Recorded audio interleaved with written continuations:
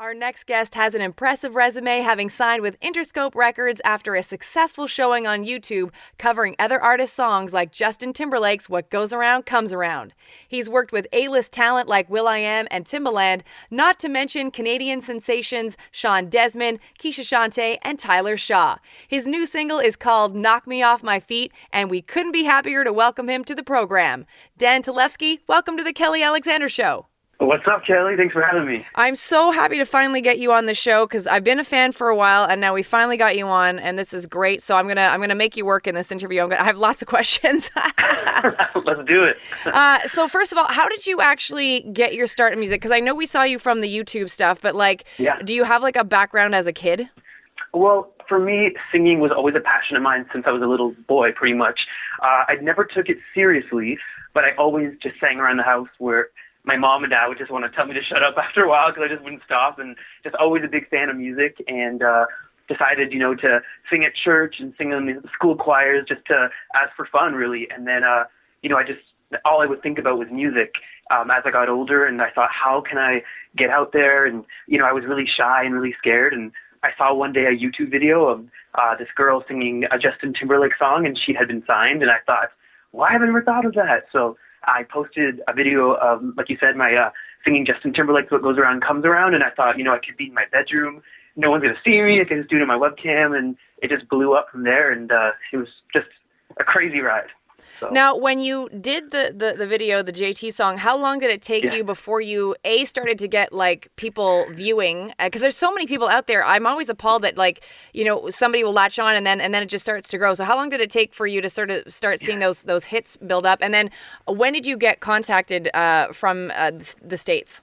Yeah, okay, well, basically, I posted the first video in June of 2007, and within a day, I think I had around 100 to 200 views, but I was so scared to look at the comments and reactions. I posted the video and then never looked back for 3 or 4 days, and then when I looked, I had close to 500 views in 4 days, and to this day, I really don't know how the views kind of came in. I think it was a big song at the time, and people were searching it, as well as there was a lot of competition of people singing cover songs at the time. It was a new thing, so I think I got in there at the right time, and not a lot of guys were doing it either, so I think I caught people's attention that way, and people liked my voice, and I started getting comments from fans at the time saying, oh, can you sing this song next? And I love your voice. Can you do this one? And I thought, this is crazy. People want to hear me sing, so I started doing covers for them, more requests for them, and within 3 or 4 months, so that was June, by October, YouTube.com featured my video on the main page unexpectedly, and it changed my life overnight. The whole world pretty much was exposed to my videos, and then I had every label fighting for me at that point. And I was living in Georgetown, Ontario, about 40 minutes from Toronto. It was a small little town, and I have all these major labels and all over the country and the world and America, just kind of sending contracts and bidding wars, and it was pretty surreal. And I eventually signed in the spring after October, so 6 months later, so almost a year later, I officially signed with Interscope Records. Wow, that is awesome. And what was it like to be brought down there? Who contacted you, and did they bring you down to sort of check you out and all that sort of good stuff?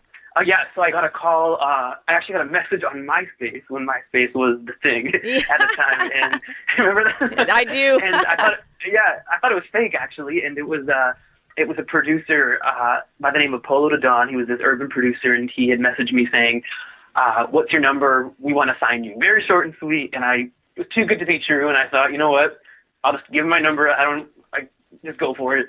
Gave him the number, and get a call from his name's Polo. I get a call from him, and he passes the phone to Jimmy Iovine from Interscope Records, and they just said, do you know who I am? And I was like, yeah, I do. I really didn't, though. I said, yeah, I do. And he said, we want to fly you to LA tonight, and we want to sign you. Over the phone, they're telling me this, and it was around 8 at night when I got the call, and then next thing I know, I took a red eye to LA, and I had no idea where I was going, and I get off the plane, and there's a guy holding my name on a big sign, like this limo driver, and they take me to Jimmy Iovine's mansion, and I sit up in his library amongst the Pussycat Dolls and the singer-rapper Nelly, and there's myself, and it was just so out of body and surreal, and he just listened to my music over his speakers in his library and slapped the contract down in front of me, and kind of the rest was history. Wow. So it's crazy. That is crazy. And so what was it like, after you signed, were you sort of whisked away to like band camp, for lack of a better word? Yeah, pretty much.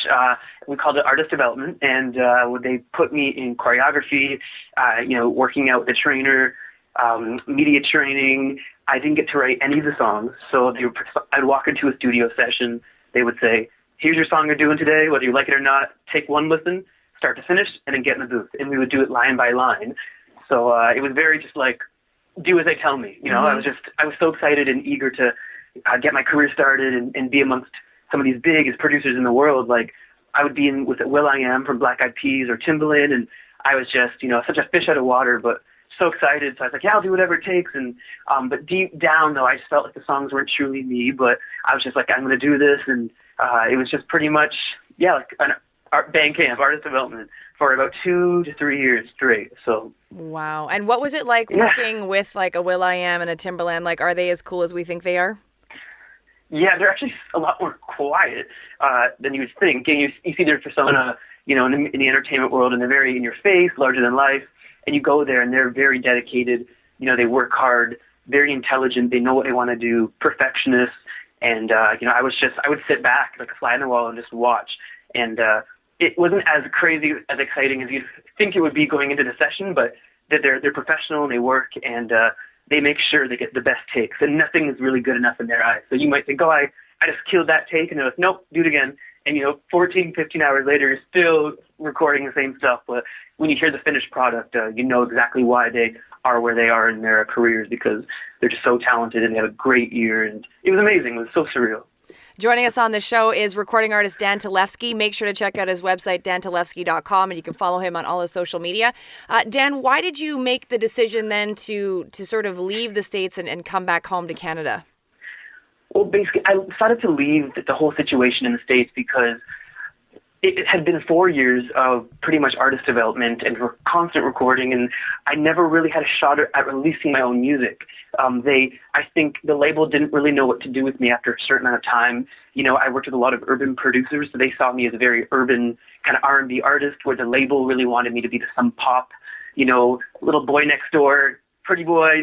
They couldn't blend the two together. It was going back and forth, and so in the meantime, they just thought, well, we'll just kind of throw Dan in the studio and keep him happy and record. And it got old quickly. And, when you're out in the States and you're alone, you don't really have your friends and family, and you're just constantly working. It's draining emotionally and mentally. And I decided one time to fly home for a bit. And, I just kind of took a breather from it for a month. And when I went back, I just wasn't happy. And, they tried to argue that they would put my music out and, to sit tight. And I was like, I have to leave. And we kind of went back and forth for a year in that label situation, and finally decided to let me go. And it was bittersweet because I was like, am I making the right decision? I have no idea. But I came back home to Georgetown, and I had to start over completely. And it was pretty much like having everyone at my fingertips, these biggest names in the world, to coming to Canada and just starting from the bottom, really. So. Wow. Now, what lessons did you take away from your time in Los Angeles? Because like you said, you were working with all these big guns. I'm sure you learned quite a bit, and you've been able to apply it coming back home to Canada, which obviously is not, we're not a slouch. We have a great music scene. But what did you learn the most, and how did you apply it? Well, basically, I learned that, to work hard and to not give up. I saw the work ethics of a lot of these big producers, and like I said earlier, you can see why they got to where they are. And I would learn everything they could tell me, how to sing better, what kind of stuff to talk about, how I can interact with fans, and it basically become like a perfectionist at music. And I took all of that here, and I would sit back and watch some of the biggest writers in the world craft these songs. And there is a method to writing great pop songs. And when I came back, I was fortunate enough that having this Interscope kind of title attached to my name, people were willing to let me in their doors of their studios and give me a chance. And I knew I had what it took, because I would always write as a child and a teenager. I'd have little poems and lyrics, nothing amazing, but I'd always try it. And I thought, I want to take a stab at it. I think I had 4 years solid of seeing what some of the best songs ever being written. I got to sit and see a friend of mine in the States write Rihanna, What's My Name, or S&M. I was there for these sessions. So just to see that and bring it to Canada, I was I was very fortunate to get in the doors here and then start writing for other artists. I thought people saw me as some YouTube kid that just got, plucked out of Georgetown, Ontario and into LA and didn't really deserve it. And I thought I should really build my resume and show people, I'm a writer as well. And started writing for other artists in Canada and placing songs on radio, and spent about 3 to 4 years doing that, as well as doing my own thing. But I just really wanted to build that resume, and just, being a perfectionist, working hard and making sure that you have those radio quote unquote hits. What's your thoughts, Dan, on, the Justin Bieber and the Shawn Mendes and how their careers have turned out in the States and then obviously gone global?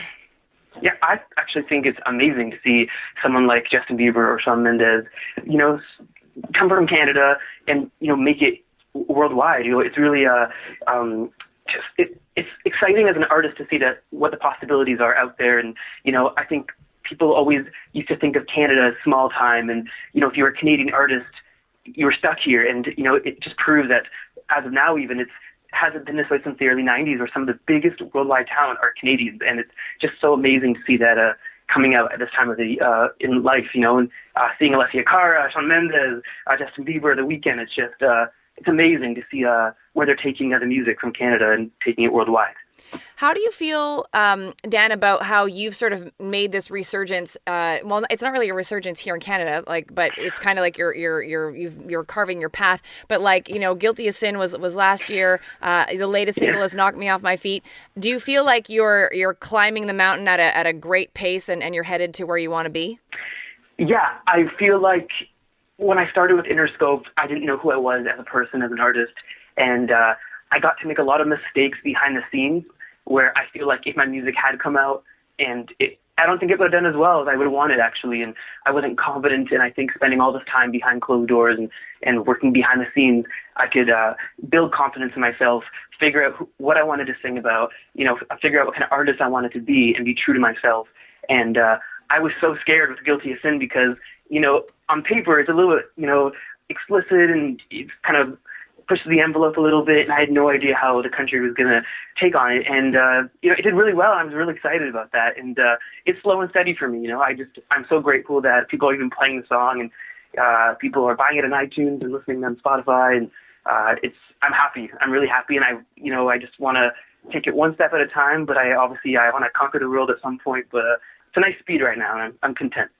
Talk to us about Knock Me Off My Feet, because it's so catchy. The song is just as soon as you hear it, it's like ear candy, and you're like, woo, and you're off to the races. So where did you come up with the idea, and did you have an idea, or did you have a thought process that this song was going to go? Well, it's a funny story, because Guilty as Sin, obviously, it's a totally different, lyrical content and feel. And I thought, I tackled that, and I wanted it to go with something different. It was in August of 2015, and I came in the studio, and I said, I just want to make a song that makes you feel good, kind of nothing complicated, just something that you can play in a wedding dance floor and that you can play with all your friends, and your little nephews and nieces can sing to it, and your grandparents can sing to it. And I was just in a really great mood that day, and the producer started kind of fooling around with some chords, and it just came. And I feel like some of the best songs that I write come in 15, 20 minutes, and it was too good to be true in the moment. And we actually sat on the song for a while. We had written in August, and then we kind of pushed it, kind of put it to the side on a hard drive and forgot. And we almost released another single this February. It was going to be a totally different song. And we were like, oh, wow, how did we forget about Knock Me Off My Feet? Let's pull it back up. And we played it for the radio team and the label, and they're just like, you're an idiot. This is the one that we're going to go with. And it happened so fast. And then 2 weeks later, it was out. So, but I'm really happy with it. It makes me feel good, and like a positive track, and I think it's very relatable, and it's kind of that honeymoon stage of a relationship where you just get knocked off your feet. And I think everyone has been in that kind of feeling once or twice in their life. So, what's been the reaction from your fans? Because I know you have a lot of social media followers, and with regards to that song specifically, how are your fans reacting? The fans have been reacting amazingly to this song. It's actually blown me away. It's crazy because I had no idea what they were how they were gonna react to it. I tend to get really stressed when it comes to my own material, and you can only do so much behind the scenes, and then it's out of your hands when it goes to the public. But it's been amazing. I've had nothing but love, and the fans out there can be a little harsh sometimes. And with Guilty as Sin, there were some mixed reactions at first because they were kind of like, we saw this YouTube guy that we fell in love with singing off our tunes, and now who is this guy now? But they didn't really get a chance to know me on that level. But with this one, it's still completely me, and the fans loving it. As far as I know, radio is really big in it, and just all my friends and family. It feels right. And I'm happy with the decision to go with the single. Can we expect an album from you at some point soon, or are you concentrating on singles? Because I often feel like we're in a singles market these days. Totally. As everyone tells me constantly, it's a singles world. It's really single after single. Being a mega fan of music growing up, I just am dying for the day that I can hold, the CD case and have the little booklet. I just used to rush home after school and listen to my favorite artists growing up, and I would spend hours just reading the credits and lyrics and who produced what and who mixed what. So for me as a fan, I want to have an album out one day. I know we're focusing on an EP later this year, so it'll be about 6 new songs. I have probably albums worth of material of great songs right now that are just sitting on hard drives. It's just, I'm still new to the scene as a recording artist, so taking it one step at a time. But yeah, an album, definitely an album down the road, EP as of now. If you had your choice of someone to collaborate with, who would it be and why? I can name so many artists to collaborate with, but I want to go with a Canadian artist, and I would love to collaborate with Jocelyn Alice. We've been talking about it for a while and kind of making jokes about it, but she knows how serious I am about it, and I really hope it happens one day. When you get us in the studio, we don't shut up, but it's just it's awesome when we kind of put our heads together and just the lyrics and melody start flowing, and I'm like, we have to get in a song together. But yeah, I would love to do a track with Jocelyn Alice. If I'd love to be in a song with, to collab with like Justin Bieber, Ed Sheeran. I love Bruno Mars. I could go on forever, but yeah, I think Jocelyn Alice and Dan Talevski would be kind of cool in my opinion. I think so too. And I want to ask you, who is your biggest musical influence in your life? Like, that sort of just always sticks out. Like a lot of people say Michael Jackson, some people say Bruno Mars. Like, who is yours? Michael Jackson. Yeah, Michael Jackson is the guy for me. I remember being 6 years old and watching his interview on the Oprah show, late night with my parents, and just something spoke to me from that moment. And my parents played him my entire childhood and growing up, and just seeing his work ethic and his drive and how of an amazing person he was to the fans, and just such a real, true artist. And there's been no one like him since. And for the past couple of weeks, I've just been digging into old Michael Jackson interviews and performances just to, because he's my favorite artist. I have a tattoo of him actually on my forearm. It's just, Michael Jackson, my idol, and yeah. Now, what are your thoughts on the current Canadian pop music scene? Because, you and I chatted a little bit before we started the interview about, this one and that one. Do you feel like we're in a great place? Totally. I think the Canadian music scene right now has never been bigger. I think it's has opened up so many doors for us Canadian artists to explore other markets, in other territories.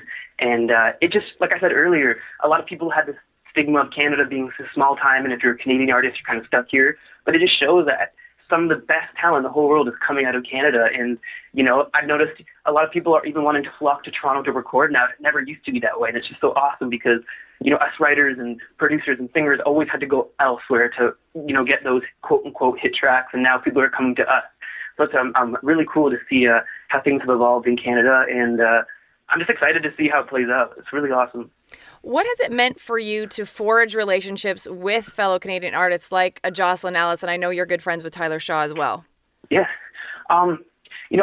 We all want to see each other. We all want to see each other do well, and we want to see, we all want to collaborate with each other. We all respect each other. We all think we're also super talented, and we're not competitive, and that's what typically you might see with certain singers and certain circles of people. It's trying to one-up each other. But for us, I just want to see them do well, and they want to see me do well, and I can be confident with them and play my songs behind closed doors and know that they're not going to steal my ideas and vice versa. And it's great because they support me, I support them when it comes to their shows and social media and songs, and we're just one big family. It sounds really corny, but you put us in the studio and it's like magic. It's really cool, love those guys. Do you think that you will head south again at some point? Like we've already done the LA thing, especially like really extensively for those 4 years. But I know a lot of Canadian artists at some point either head to LA or they're going to Nashville or they're going to New York. Do you think that's where you're going to go again? I will never say never.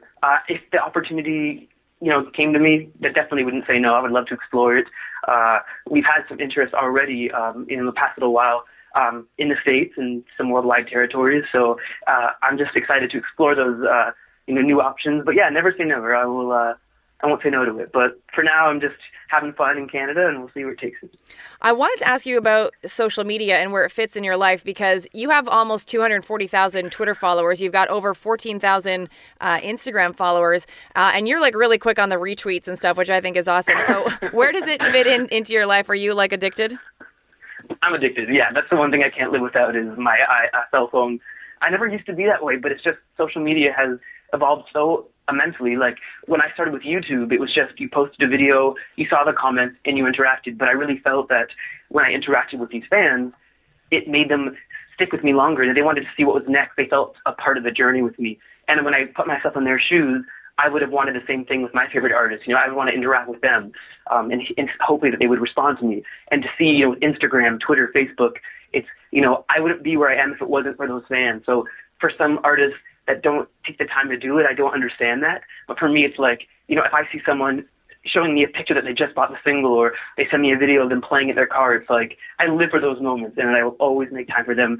I spend every night 1 to 2 hours going through every single message to respond to everyone I can, including radio, and I can get a little annoying with retweets, but it's just exciting. I'm excited by everything, and I will never stop. Well, we appreciate that, especially because when we're trying to play your stuff and you're retweeting that we're playing it, we appreciate it so much. So that's awesome. And I did want to ask you as well, my show is broadcast around the world, but of course my home base is Montreal. You have a fan base here in Montreal. What is your message to Montreal fans? I love Montreal so much.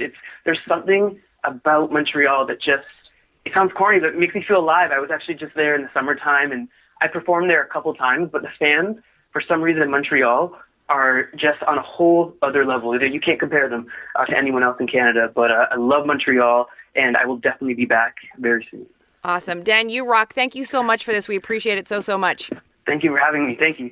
That is Canadian sensation Dan Talevski. Again, make sure to check out his website, dantalevski.com, and you can follow him on all of his social media. Hey, it's Dan Talevski, and you're listening to The Kelly Alexander Show. Thank you so much for taking the time to watch the video. We've got a lot more great content coming your way, so make sure to subscribe right here and check out all that's coming up on The Kelly Alexander Show.